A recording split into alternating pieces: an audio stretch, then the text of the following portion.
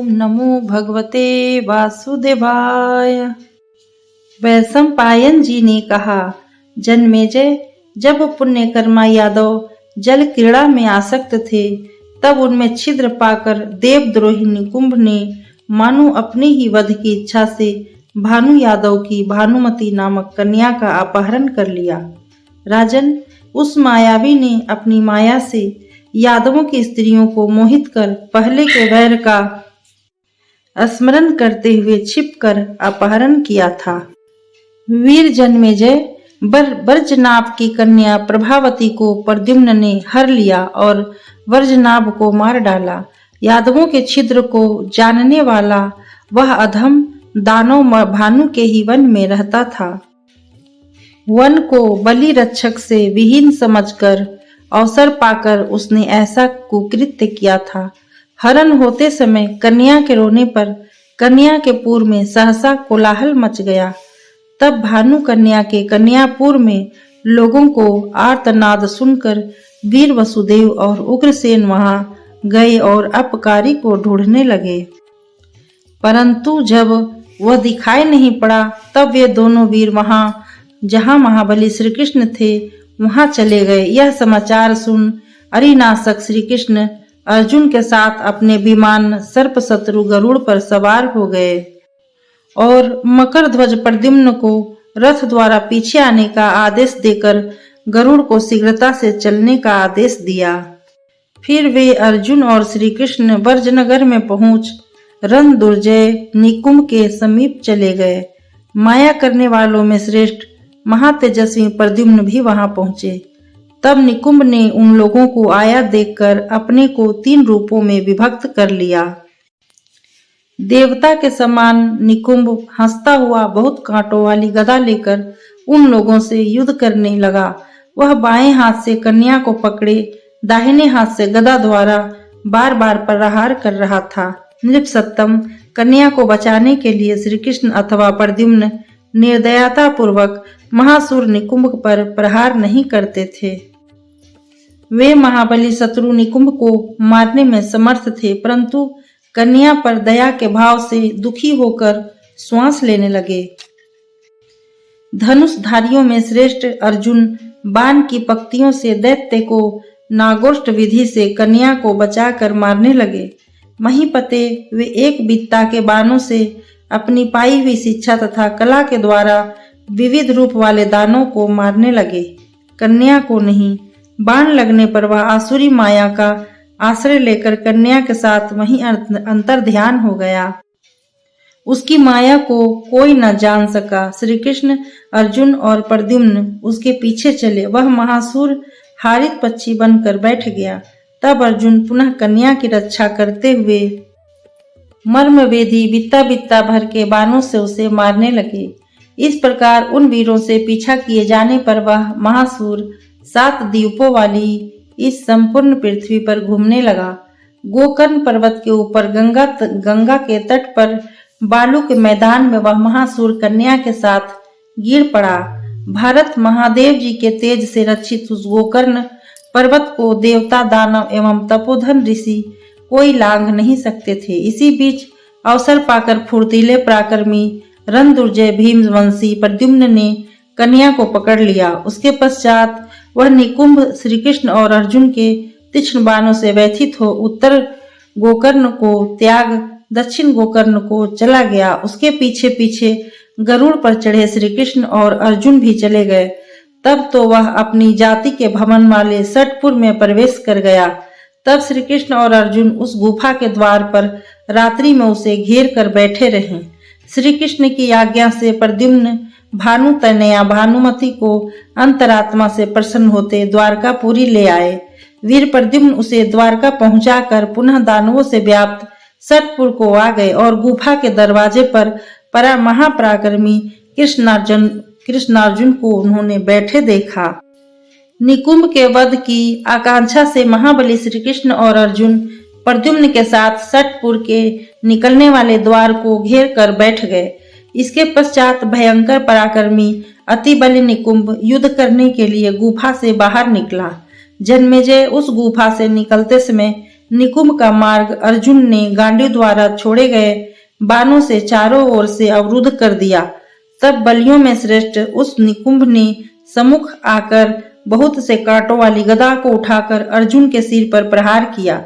अदृश्य से सिर पर चोट खाए हुए वीर अर्जुन मूर्छित हो गए। गदा से आहत होने पर रक्त का वमन करते हुए वे मूर्छित हुए थे।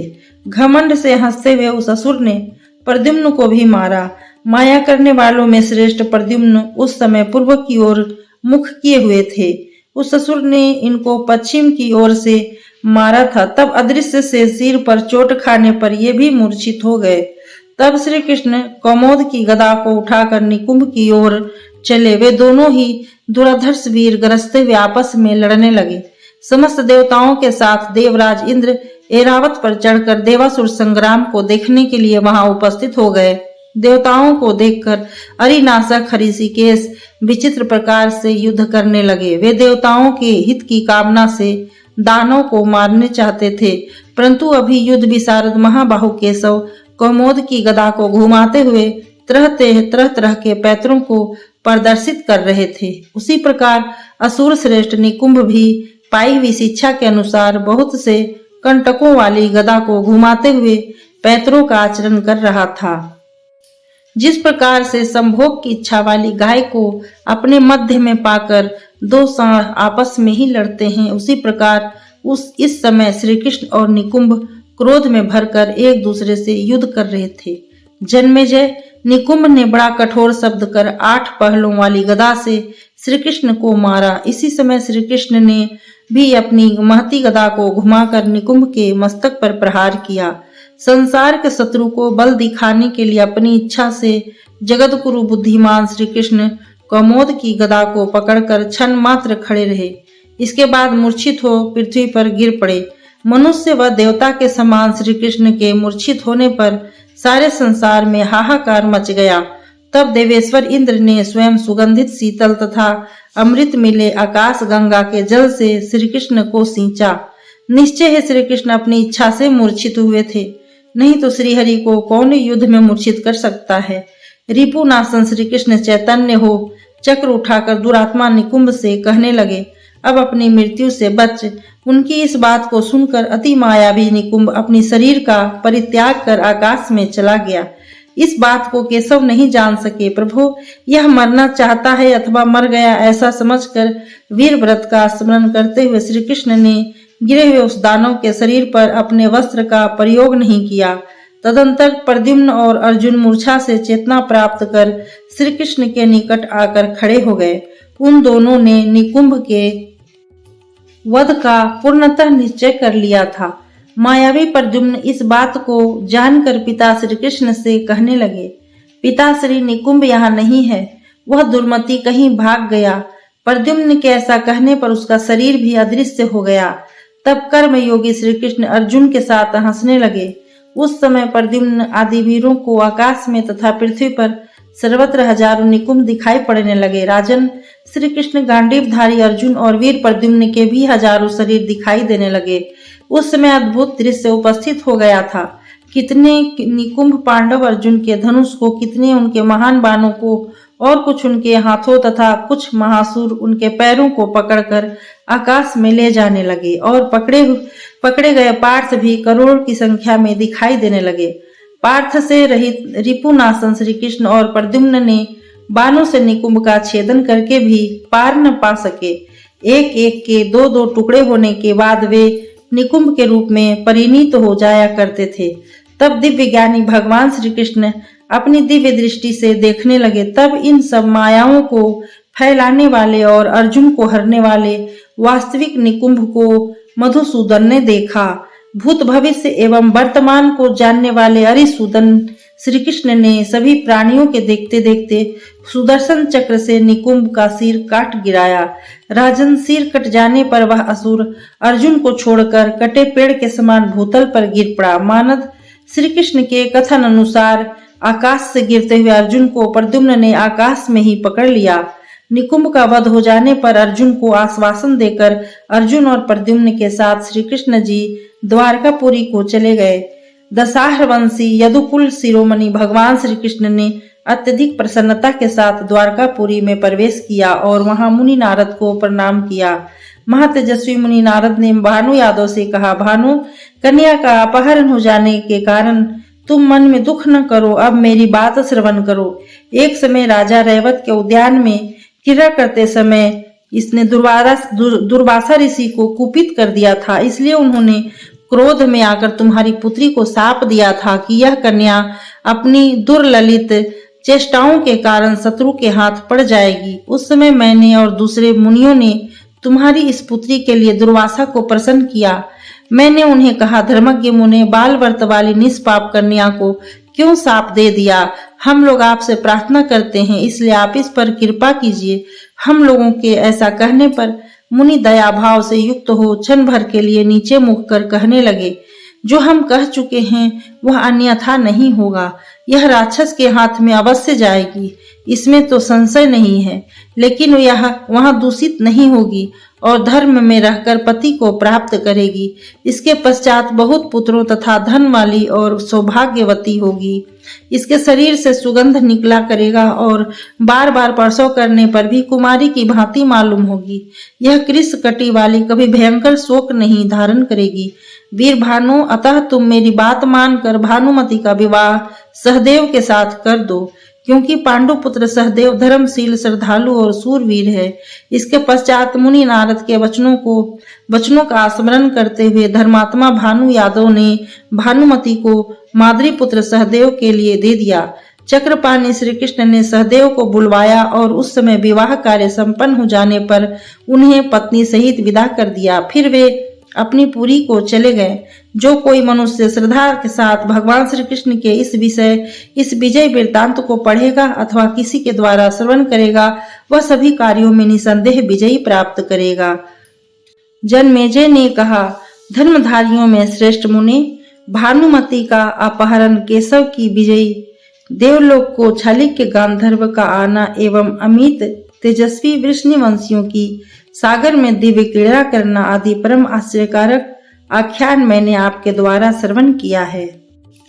मुने, अब आपके प्रसाद से वर्जनाभ के वध को सुनने का मुझे कौतूहल है, जिसकी चर्चा निकुंभ वध के समय आपने की थी। वैशंपायन जी ने कहा, राजन, वर्जनाभ का वध प्रद्युम्न एवं सांब की विजय अवश्य ही आपसे बतलाऊंगा। महासुर वर्जनाभ ने मेरु पर्वत के शिखर पर तपस्या की थी। उसकी तपस्या से संतुष्ट होकर महातेजस्वी लोक पितामह ब्रह्मा जी ने उसे वर मांगने को कहा। तब उस दानव ने अपने को सब देवताओं द्वारा अवध्य होना तथा संपूर्ण रत्नों से युक्त शुभ वर्जपुर नामक नगर को मांगा। उसने कहा कि उस नगर में अपनी इच्छा से वायु का भी प्रवेश न हो सके, चिंतना के बिना ही कामनाओं की सिद्धि हो जाया करे। जन्मेजय, उपमा रहित उस नगर के चारों ओर शाखा नगर की भांति 4 दीवारियों से घिरे सैकड़ों बगीचे हों, ऐसा वरदान उसने मांगा। ब्रह्मा जी के वरदान से जैसा उसने चाहा था वैसा सब हो गया। महासुर वज्रनाभ वज्रपुर में रहने लगा। राजन, उस वर पाए वज्रनाभ को घेर कर करोड़ों असुर उसके पूर तथा शाखा नगर रूपी बगीचों में रहने लगे।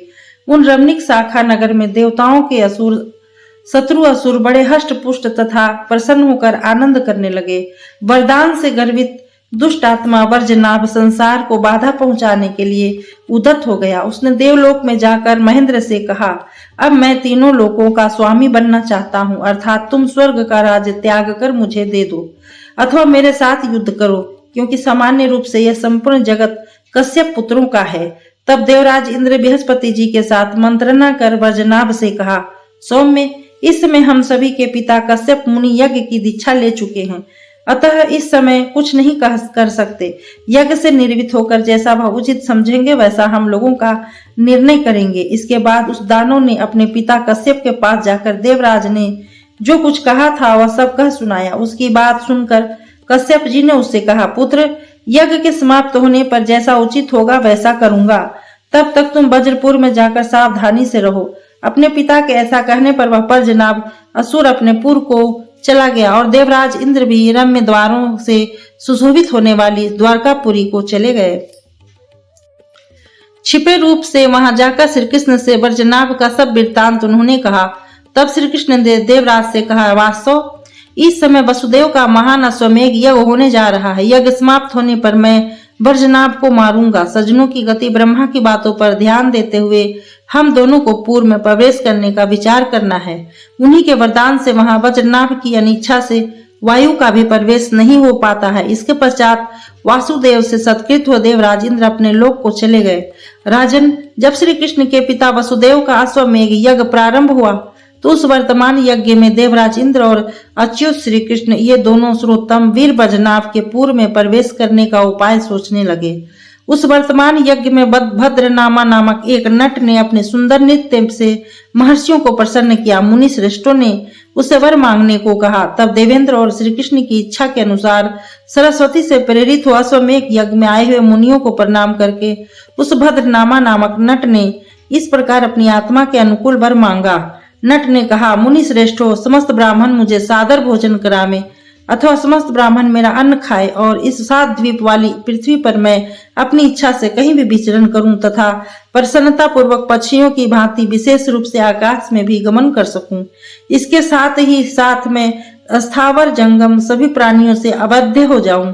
मैं जिस मरे अथवा जिस जीवित प्राणी के शरीर में प्रवेश करना चाहूं तो ठीक वैसा ही रूप तुरंत बनाकर प्रवेश कर सकूं और शीघ्र ही वैसा हो जाऊं। वृद्धावस्था के रोग से रहित रहूं और मेरे ऊपर ऋषि मुनि तथा अन्य लोग सदा संतुष्ट रहें। राजन, ऐसी वर याचना सुनकर ब्राह्मणों ने कहा कि ऐसा ही होगा। तब तो देवता के समान वह नट 7 द्वीपों वाली पृथ्वी पर भ्रमण करने लगा।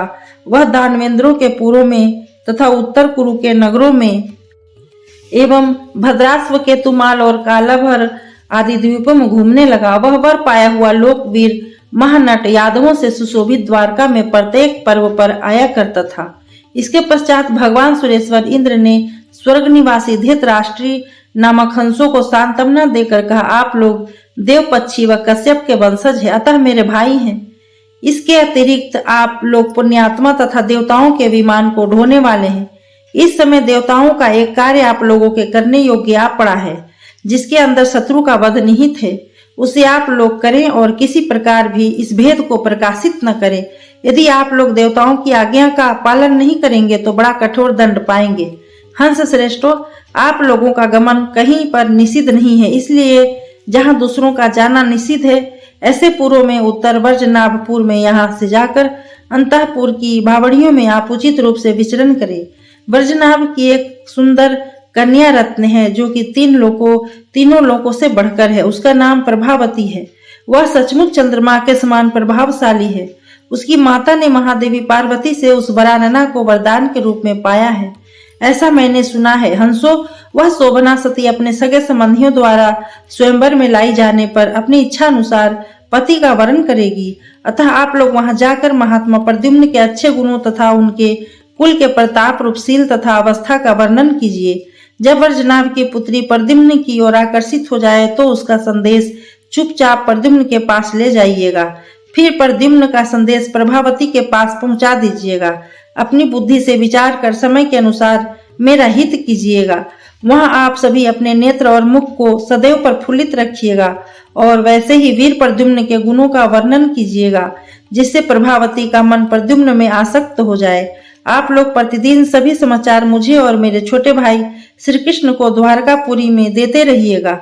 आप लोगों को तब तक यह प्रयत्न करना है जब तक आत्मज्ञानी विभु प्रद्युम्न वारारोहा वज्रनाभपुरी प्रभावती को लाने के लिए उद्यत न हो जाएं।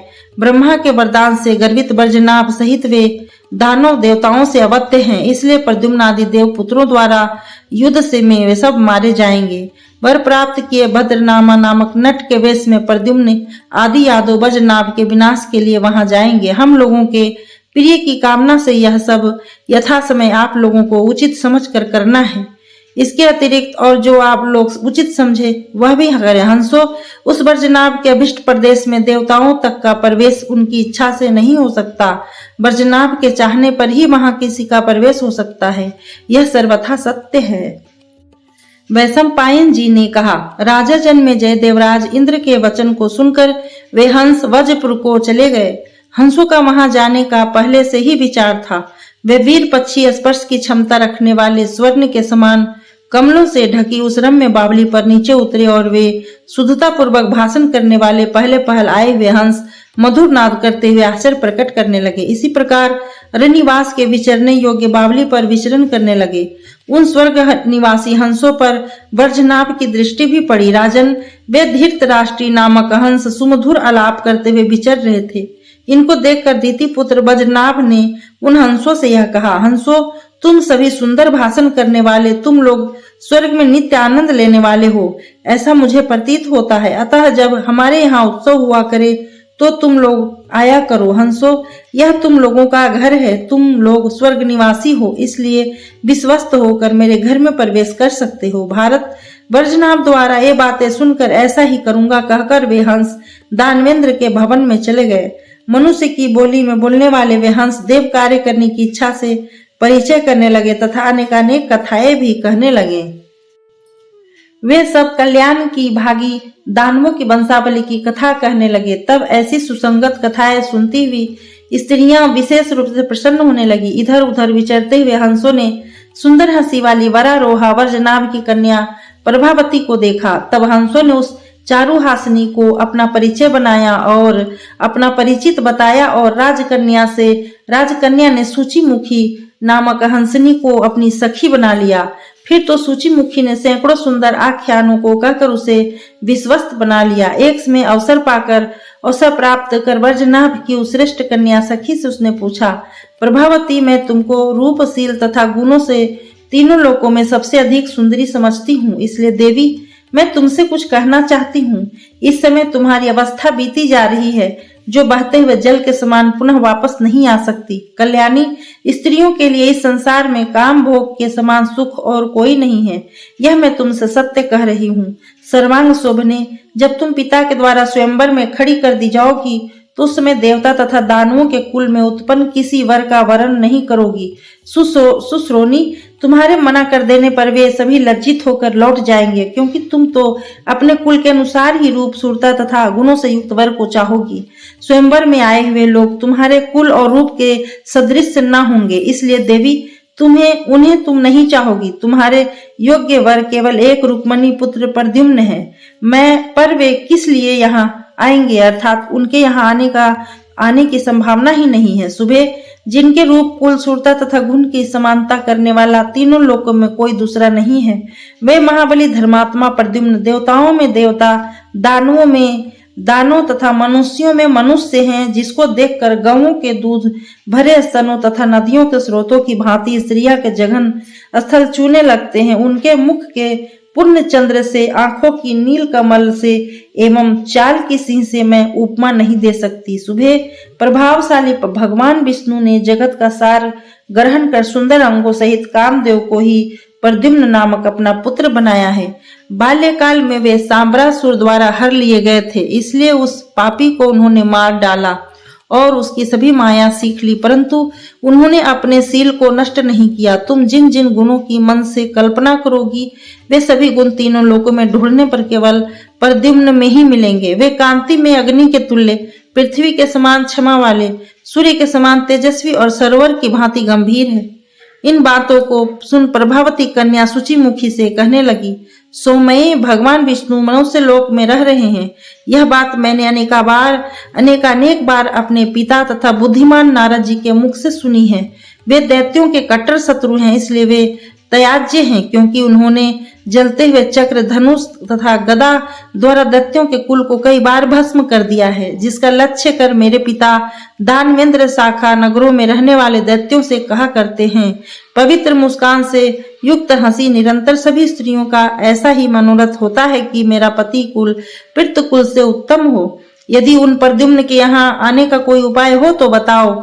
यदि तुम ऐसा करोगी तो तुम्हारा मेरे ऊपर महान अनुग्रह होगा और तुम्हारे प्रयास से मेरा कुल पवित्र हो जाएगा। पवित्र भाषिनी, हमारे पूछने पर तुम कार्य करने का उपाय करो, जिससे कि वृष्णि कुल में उत्पन्न प्रद्युम्न हमारे पति हो जावे। मैं वृद्धा स्त्रियों को कहते हुए सुना है कि दैत्यों के हरि अत्यंत बैरी है, असुरों को उद्विग्न करने वाले हैं। प्रद्युम्न के जन्म को भी मैं पहले से ही सुनती आ रही हूँ। जिस प्रकार उन्होंने बलवान संबरासुर को मारा वह भी जानती हूँ। प्रद्युम्न मेरे हृदय में नित्य रहते हैं। परंतु ऐसा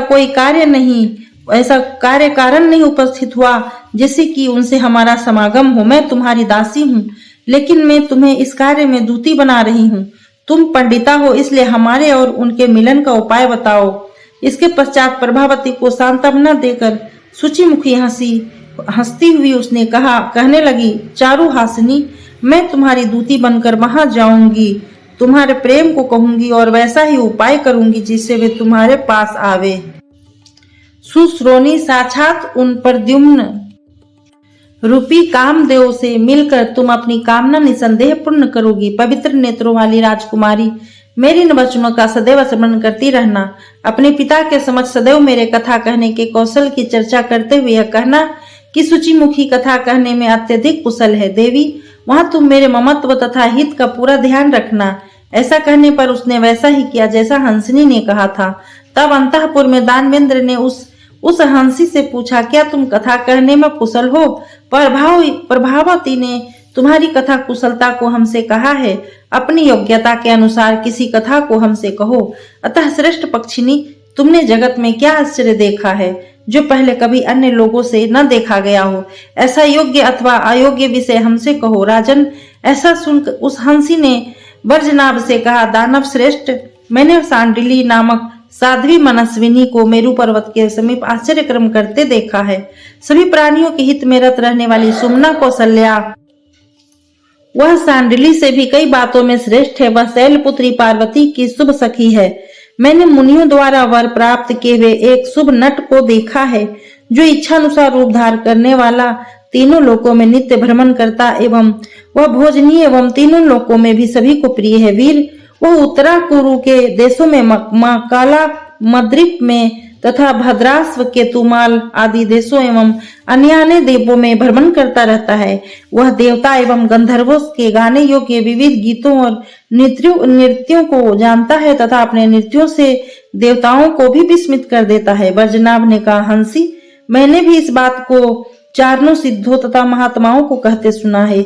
यह थोड़े ही दिन की बात है पक्षी नंदिनी, मुझे भी उस वर प्राप्त नट को देखने के लिए सदैव उत्कंठा होती है। मुझे ऐसा प्रतीत होता है कि मेरी ख्याति उस नट के कानों तक अभी नहीं गई है, इसी कारणवश वह यहाँ नहीं आया। हंसी ने कहा, दीति पुत्रोत्तम वर्जनाभ, वह गुणी जनों को सुनकर सदा अपना गुण प्रकाशित करता है। इसी प्रकार सातों द्वीपों में वह विचरण किया करता है। यदि वह आपके सद्गुणों के विस्तार को सुन लेगा तो उस नट को अपने पूर्व में आया ही हुआ समझिए। वर्जनाभ ने कहा, हंसिनी, किसी ऐसे उपाय की रचना करो जिससे कि वह हमारे देश में आवे, तुम्हारा निरंतर कल्याण हो। इस प्रकार के लिए वर्जनाभ द्वारा विदा की गई हंसी ने देवराजेंद्र और कर्मयोगी श्री कृष्ण से सब समाचार बताया। तब श्री कृष्ण ने अपने पुत्र प्रद्युम्न को उस कार्य में नियुक्त कर दिया। उनका काम था कि वह प्रभावती से मेल जोल बढ़ाकर दैत्य वर्जनाभ का वध करे।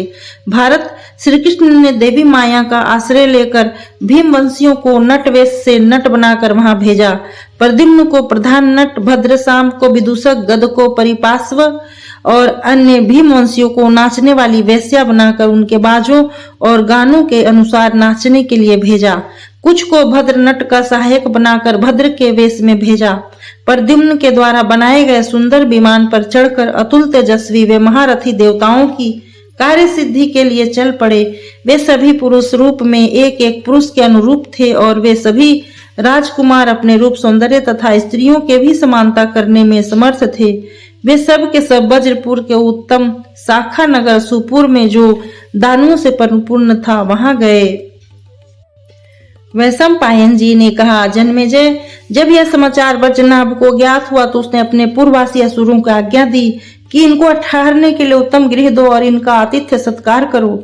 इनकी प्रसन्नता के लिए इन्हें बहुत से रत्न तथा रंग बिरंगे वस्त्र प्रदत्त करो। तब अपने स्वामी की आज्ञा प्राप्त कर उन असुरों ने नटों का सब प्रकार से स्वागत किया। जिसका नाम पहले सुना गया था वह नट आ गया, ऐसा विचार कर सब आश्चर्य प्रकट करने लगे। इस भावना ने उन सभी के मन में नई इच्छाओं को उत्पन्न कर दिया। दैत्यों ने परम प्रसन्नता से सत्कार की सामग्रियां एवं उनको वेश धारण करने के लिए बहुत से वस्त्र और रत्न भी दिए। इसके पश्चात वह वरदानी नट नृत्य करने लगे। तब स्वपुर में रहने वाले असुर अति प्रसन्न हो गए। इसके अनंतर वह नट महाकाव्य रामायण का उद्देश्य कर रावण के वध की इच्छा से विष्णु के रामावतार का नाटक करने लगा। अनग लोमपाद ने महामुनि ऋष्य भृशृंग को गणिकाओं के साथ अपने यहाँ निमंत्रित किया। फिर राजा दशरथ ने उन मुनि के साथ उनकी पत्नी शांता को अपने यहाँ निमंत्रित कर बुलाया। वे नट ही राम, लक्ष्मण, भरत, शत्रुघ्न, ऋष्यभंग तथा शांता बने हुए थे। अच्युत, उस समय के जीवित वृद्ध दानव विस्मय को प्राप्त हो गए और उन लोगों ने कह दिया कि राम, लक्ष्मण आदि के समान ही इन नटों ने अपना रूप बना लिया है। प्रस्तावना पात्रों का प्रथम प्रदर्शन, वेश धारण, नाटक क्रिया का प्रदर्शन तथा पाठों का स्मरण देखकर सभी दानव अत्यंत आश्चर्यचकित हो गए। नाटक के प्रत्येक आकर्षक विषयों पर वे नाटक के रंग में रंगे असुर बार बार उठकर परम प्रसन्नता से ताली बजाने लगे।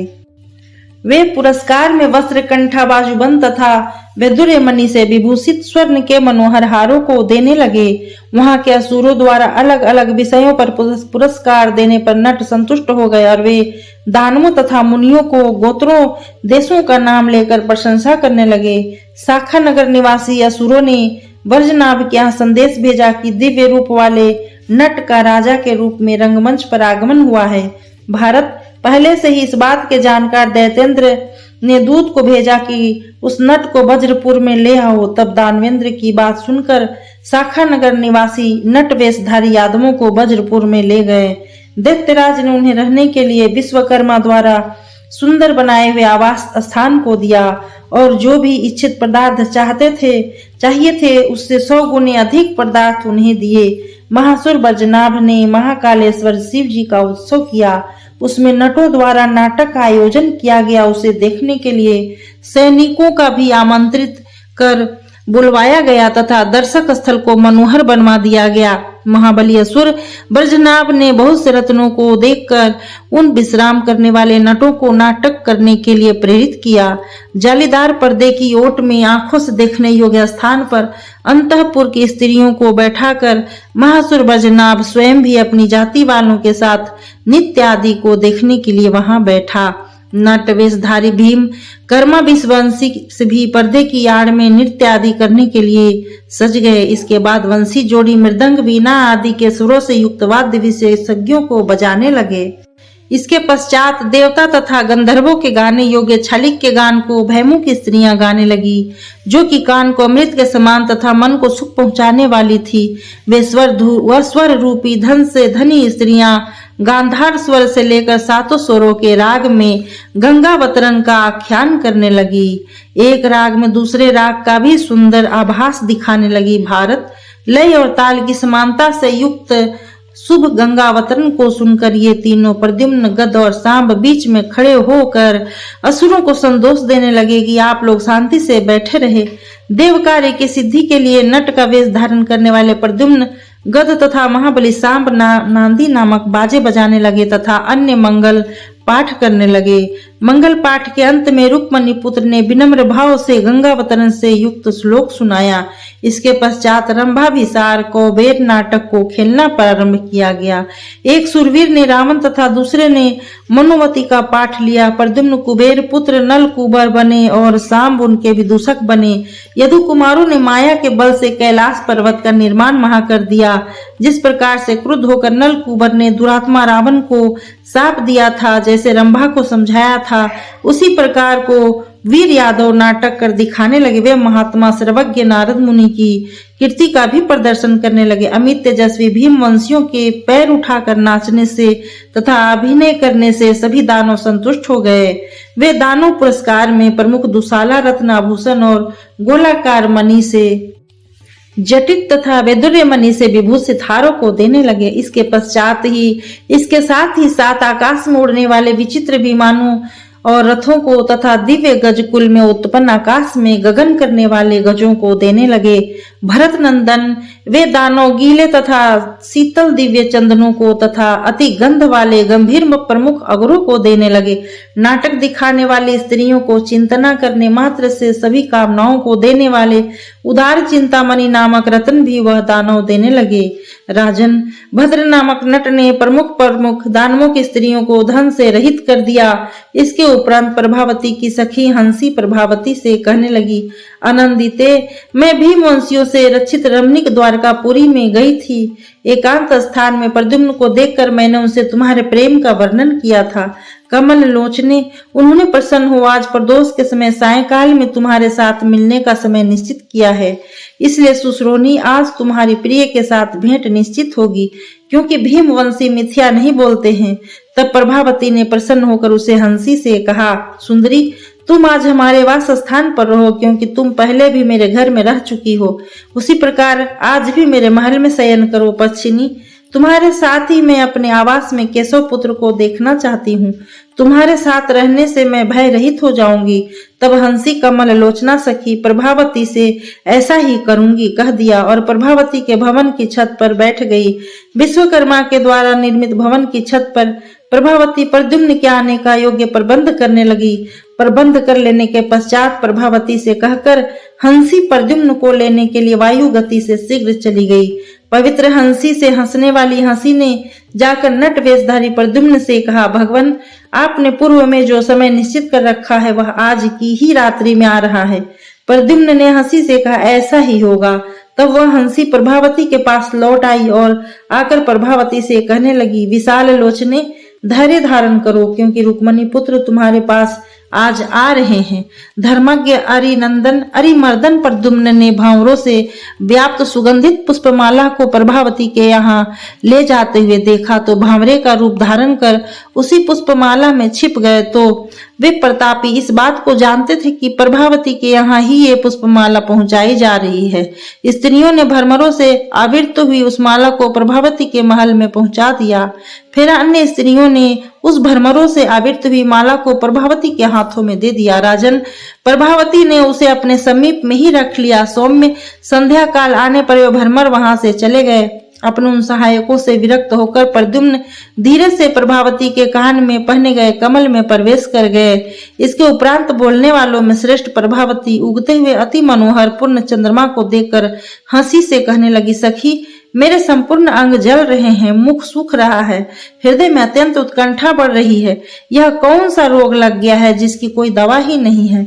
यह ठंडी किरणों वाला नवोदित चंद्रमा दूनी उत्सुकता धारण कर रहा है और प्रिय होता हुआ मेरी प्रसन्नता का हरण कर रहा है। स्त्री के स्वभाव को धिक्कार है, जिसको कभी देखा नहीं, केवल श्रवण करने मात्र से उनके प्रति इच्छा की थी, फिर भी मेरे अंग क्यों जल रहे हैं।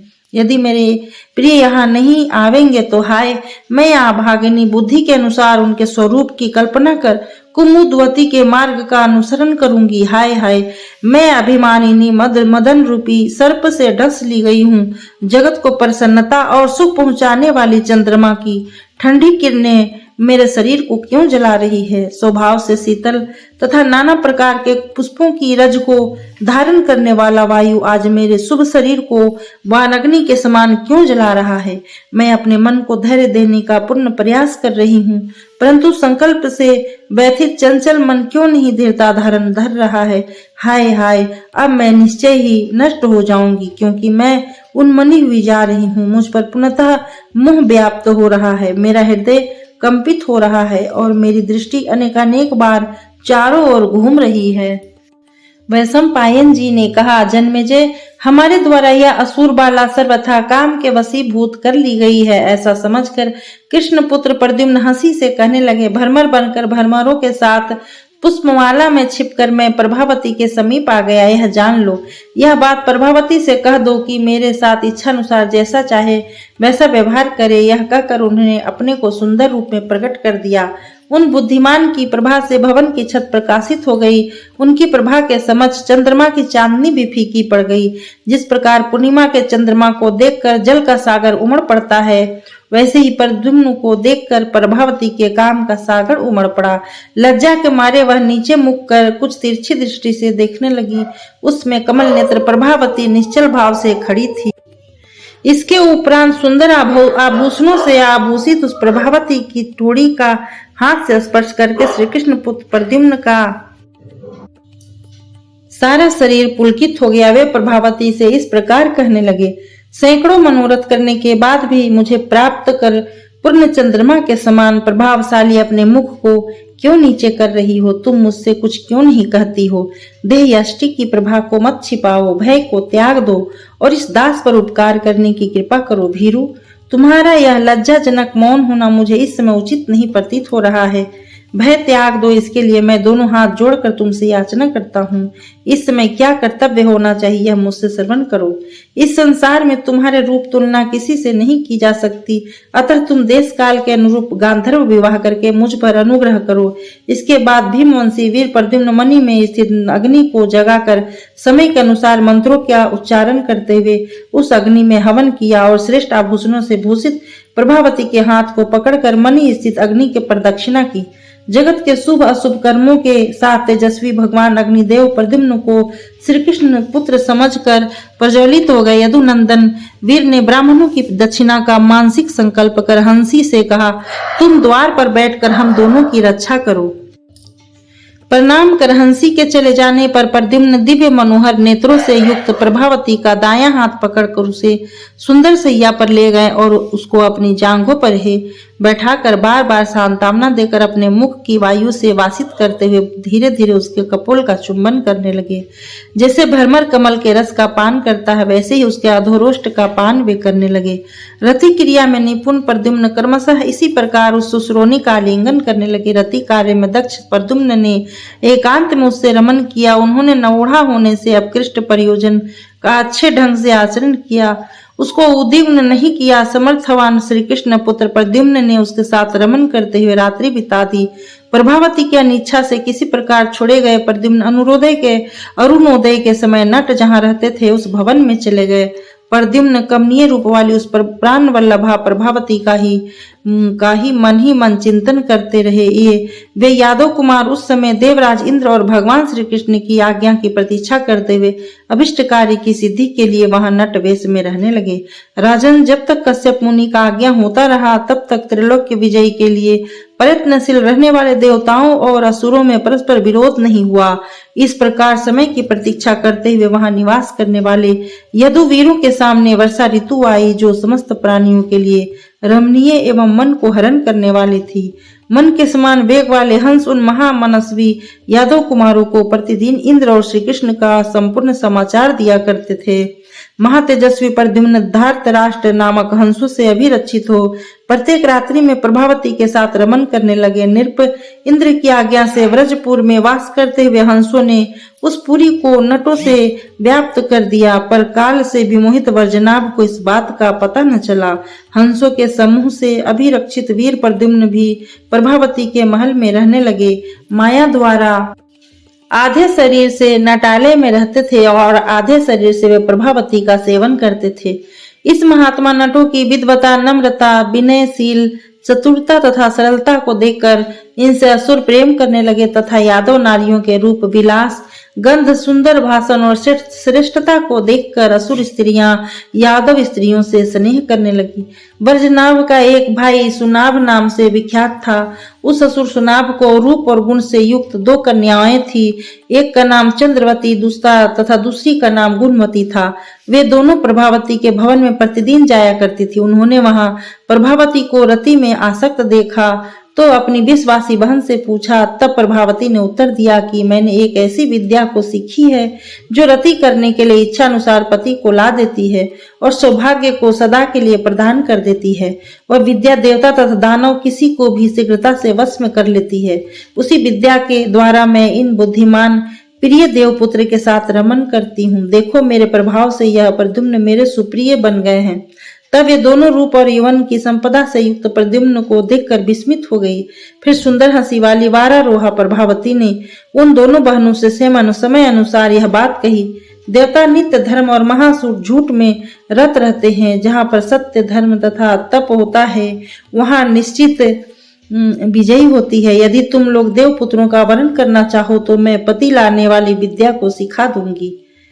मेरे प्रभाव से तुम दोनों तत्काल ही अभिष्ट पति को प्राप्त कर लोगी। ऐसा सुनकर वे बहनें प्रसन्नता से प्रभावती से कहने लगी, ऐसा हम लोगों को भी स्वीकार है। तदुपरांत पति को सम्मान देने वाली प्रभावती ने प्रद्युम्न से उस कार्य के विषय में पूछा। प्रद्युम्न ने उस समय अपने पितृ व गद और भाई सांब का नाम बताया और कहा, वे दोनों सुंदर रूप वाले, सुशील और युद्ध क्रिया में दक्ष हैं। तब प्रभावती ने अपनी दोनों बहनों से कहा, पूर्व में मेरे ऊपर प्रसन्न होकर दुर्वासा मुनि ने इस विद्या को मुझे प्रदत्त किया और प्रसन्न होकर कहा कि तुम्हारा सौभाग्य अचल रहेगा तथा तुम बराबर कन्या की ही भांति रहोगी।